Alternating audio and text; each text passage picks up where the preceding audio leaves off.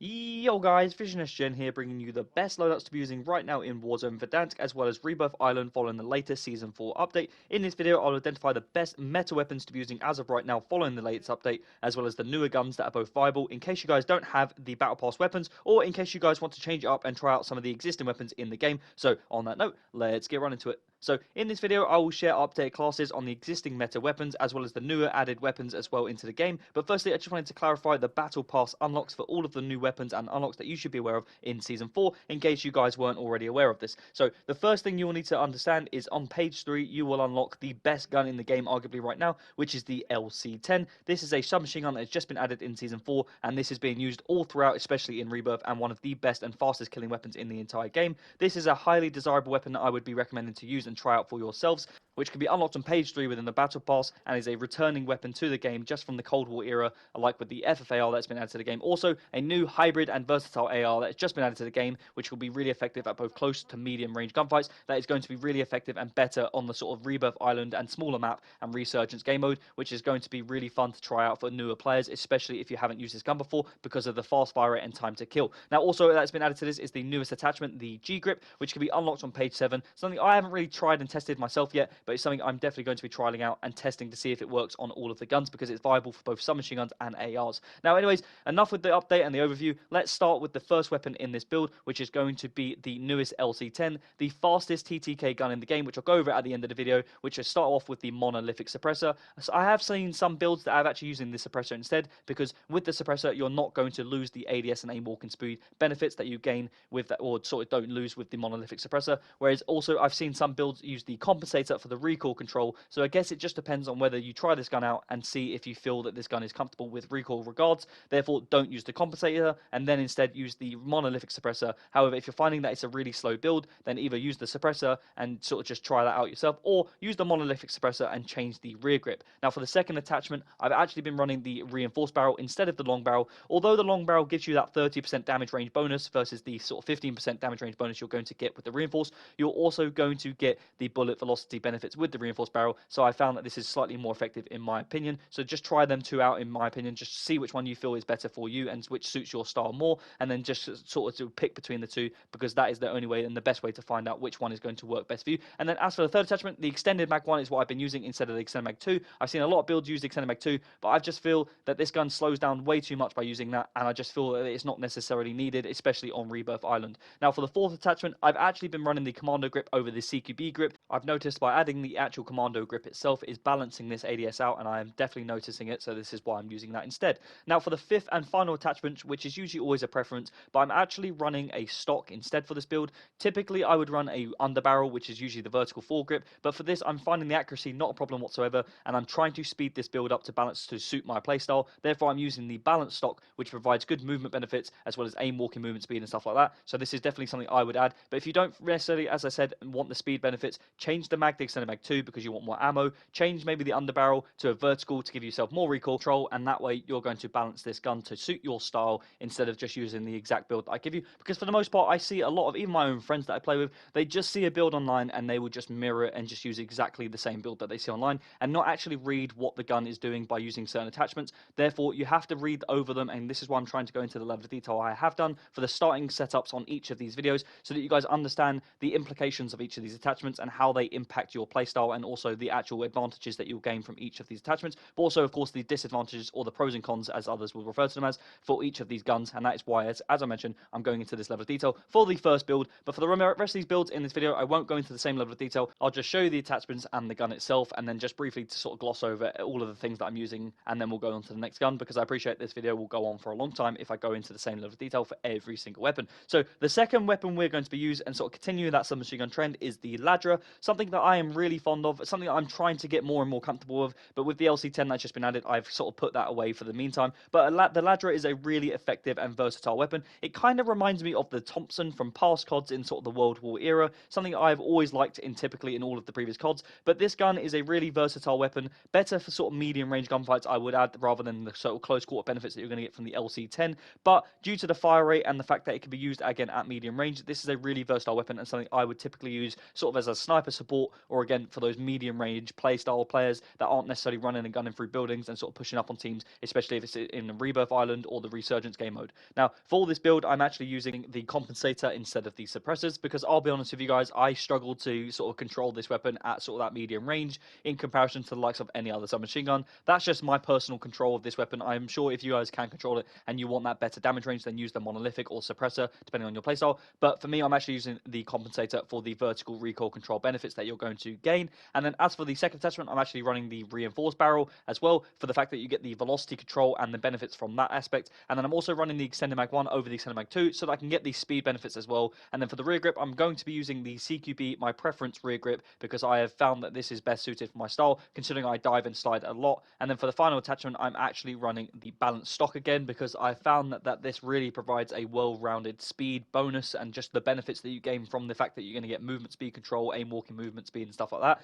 I just found that this is a really good attachment to have. But if you do want more recoil control, you can use the vertical foregrip as well. Something I have not found that impactful for my style, but definitely something I would consider if I sort of need more recoil control as well, and something that you guys could consider if that's the case for you guys. And considering we're already using the Compensator for the vertical recoil control benefits, I just don't think it's necessary in my opinion, but that's for you guys to decide based on your playstyle. Now, as for the third weapon, we're going to be using the returning C9 that just continues to be a really consistent and well-rounded submachine gun in this game and has been for many seasons now. Now, for this build, it has changed around from time to time. I have been sort of going back and forth between the two barrels, but starting with the ported Compensator for the muzzle instead of the Compensator, that way I'm actually going to get the first shot recoil control benefits from using this attachment, because I found that this gun typically has a bit of a sort of an upwards launch as you start shooting with it, and it's just something I have found to control my recoil better. But if you want more vertical recoil control, then you could just use the Compensator in general as well, or as I've alluded to throughout the video, use the Monolithic or the Suppressor for those benefits as well. But as I mentioned, this gun has a bit of a kick in my opinion, so I've just sort of gone back and forth between the Compensator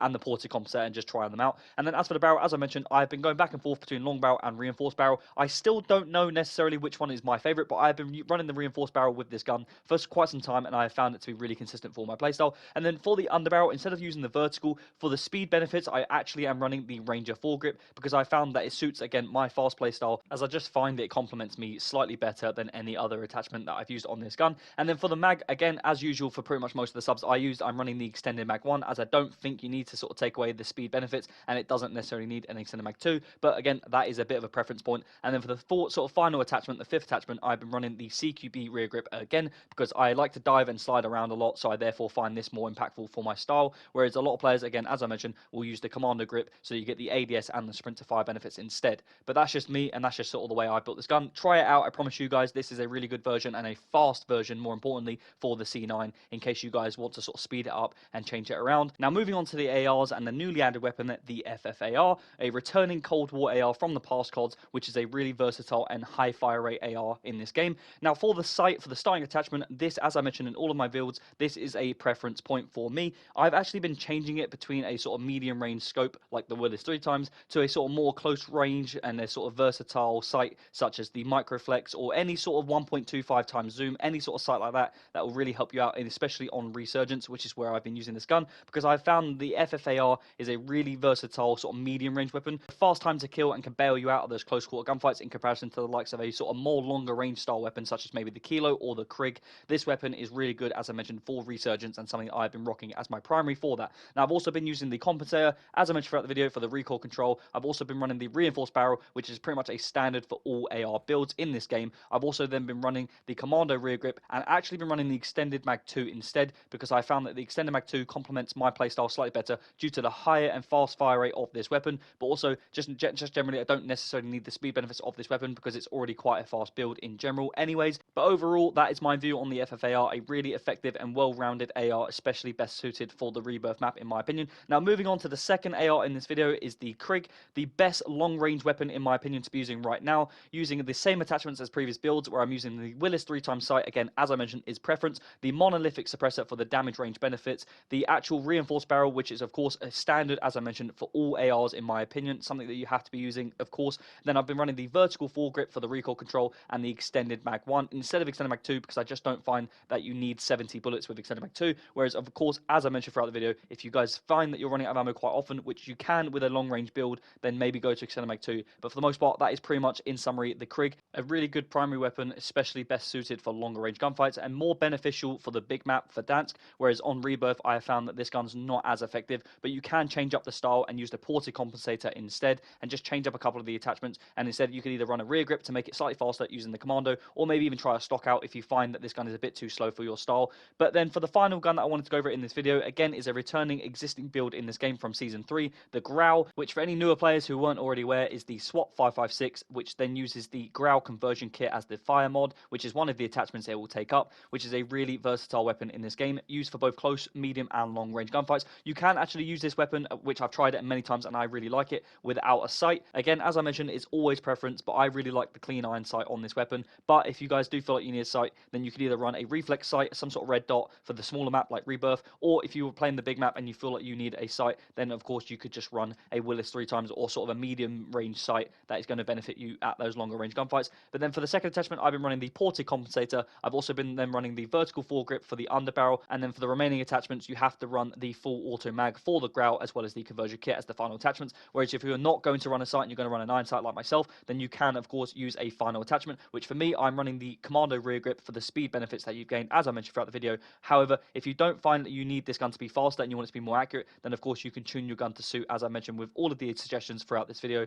for better recoil control. Or if you want better damage range, then of course change the ported compensator to a monolithic suppressor for the damage range and bullet velocity benefits. But as you can see, there are so many different variables that changed, whether it's going to be your play style or whether you find from your own experience that the gun lacks firepower, or if it's too slow and so on. That again, it just will come down to repetitions, and you may find that the initial build that you try out just isn't for you, and it will take a couple of tweaks, which is why I go into the level of detail that I have done, so you guys are fully aware, as I mentioned, with all of the pros and cons for each of the attachments, and of course each of the guns which suit different playstyles. For the most part, that is pretty much it for all of the builds that I wanted to go through in this video, and as always, I will go over and summarize the time to kills for all of these 6 weapons in this video. So starting with the Ladra, this actually has a 560 millisecond time to kill in this game, which is really, really fast, but not the fastest by any means, because the newly added weapon, the LC10, actually has the fastest TTK in the game right now, with a 525 millisecond time to kill, up to sort of 12 to 60 meters, depending if you're using a long barrel. The C9 has a 560 to 600 millisecond TTK, up to sort of 10 to 15 meters. The Krig has a 658 millisecond TTK, up to 43 meters,